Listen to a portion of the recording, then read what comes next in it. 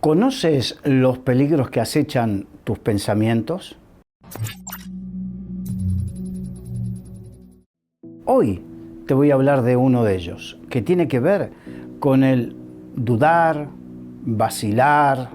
Bueno, podemos decirle de varias maneras. Te voy a dar un texto bíblico que el profeta Elías, en uno de los textos que nos gusta a todo el mundo porque ora y poder de Dios bajó, oró y fuego de Dios bajó y consumió el holocausto. Nos gusta todo eso. Pero el contexto es que el profeta Elías se enfrentó al pueblo, sí, a los profetas de Baal también, pero primero confrontó al pueblo y le dijo esta frase que está en Primera de Reyes 18, 21 y dice: y acercándose Elías a todo el pueblo, dijo: ¿hasta cuándo claudicaréis vosotros entre dos pensamientos? Si Jehová es Dios, seguidle, y si Baal, id en pos de él.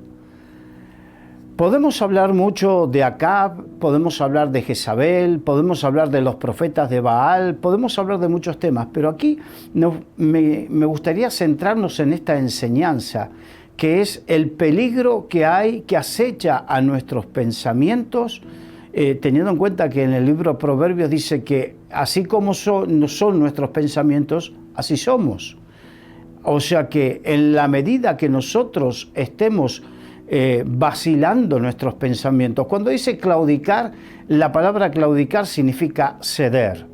Estamos cediendo entre un pensamiento y entre el otro, entre que el pueblo de Dios, en ese momento, el pueblo judío, lo que hacía, en sí eran el pueblo de Israel, pero lo que hacían era, por un lado, seguían con su culto a Jehová y hacían los sacrificios y todos los rituales, pero por otro lado, habían ido aceptando el culto a Baal y a Astarot, algo que estaba en contra de lo que Dios le había establecido, estaba en contra de la voluntad de Dios.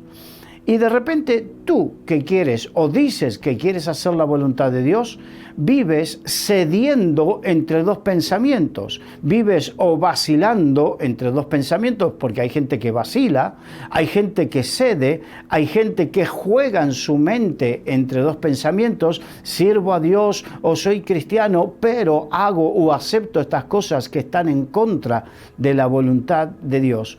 Y la Biblia no permite eso. De hecho, en el libro de Apocalipsis dice: por cuanto eres tibio, te vomitaré de mi boca. Dice, o frío o caliente, o con Dios o con este mundo. O sea, Dios es muy tajante en esto. No admite coparticipar, no admite cosas por el estilo. Dios, cuando dice que tomó un pueblo y toma un pueblo para apartarlos del resto de pueblos del mundo, no significa sacarlos a un lugar físico, sino a un lugar espiritual, y que este pueblo le sirva a Dios con toda su mente. Dice: amaréis al Señor tu Dios con toda tu mente, con todo tu corazón, con toda tu alma, con todo tu cuerpo, con todo tu espíritu, y a tu prójimo como a ti mismo. Pero no dice que ames a este mundo, porque dice: si amas a este mundo, el amor del Padre no está en él. Y verdaderamente el problema que tienen muchos cristianos es que aman a Dios o pretenden amar a Dios amando este mundo y las cosas de este mundo. Y cuando decimos las cosas de este mundo, decimos las corrientes de este mundo, las modernidades de este mundo. Vamos aceptando e incorporando modas de este mundo, cosas. Me gusta respetar a todo el mundo, pero un profeta tiene que ser, era alguien que confrontaba, y Elías parecía muy duro y respetuoso, pero era porque confrontaba de parte de Dios. Y voy a usar solamente un ejemplo o dos.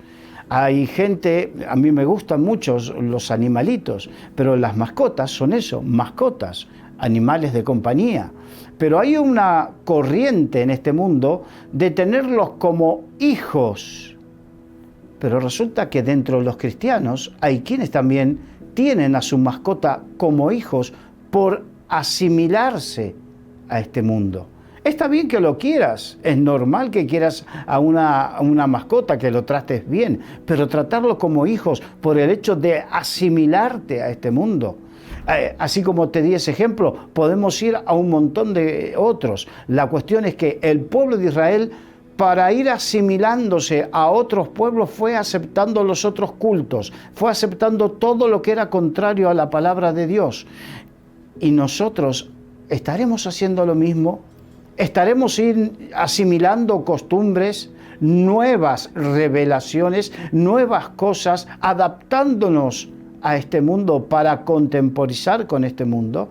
El Señor sigue siendo el mismo ayer, hoy y por los siglos, y su palabra también. Por lo tanto, el Señor sigue diciéndonos: ¿hasta cuándo claudicaréis entre dos pensamientos? ¿Hasta cuándo estaréis vacilando entre dos pensamientos? ¿Hasta cuándo estaréis dudando entre hacer la voluntad de Dios y consagrarte o seguir la corriente de este mundo? ¿Hasta cuándo? Muchas veces en algunas iglesias podemos pensar que la gente hay que atraerla a toda costa y que se quede a toda costa, pero hay veces que hay que confrontarla, porque si no nos confrontan, no cambiamos. No hay que hacerlo hoscamente, pero hay que hacerlo con la verdad, porque con justicia y verdad se corrige, dice la Biblia. Y la forma es con la justicia y la verdad de la palabra de Dios, con un corazón recto y puro, y la verdad de la palabra de Dios, tenemos que corregir. ¿Por qué? Porque Dios, como Padre, al que ama corrige, disciplina. La palabra disciplinar significa enseñar. La verdadera traducción es enseñar. Disciplinado es el que es enseñado, y a través de la enseñanza se corrige el error, se enderezan los pasos, y eso es lo que pretendemos hacer con esta palabra que el profeta Elías trajo sobre el pueblo de Israel, y que hoy bien puede llegar a ser puntual y necesaria para nuestras vidas. ¿Hasta cuándo? Dice el Señor. Tú que tienes que tomar decisiones, tú que seguramente no es la primera vez que escuchas esta exhortación de parte de Dios, y Dios te está hablando y tú estás sintiendo: ¿hasta cuándo? Es momento de tomar decisiones. Si verdaderamente tienes el llamado de Dios, si verdaderamente amas a Dios, ¿hasta cuándo seguirás jugando con las cosas de este mundo? Es el tiempo de dejar de jugar para verdaderamente afirmarnos en los caminos del Señor.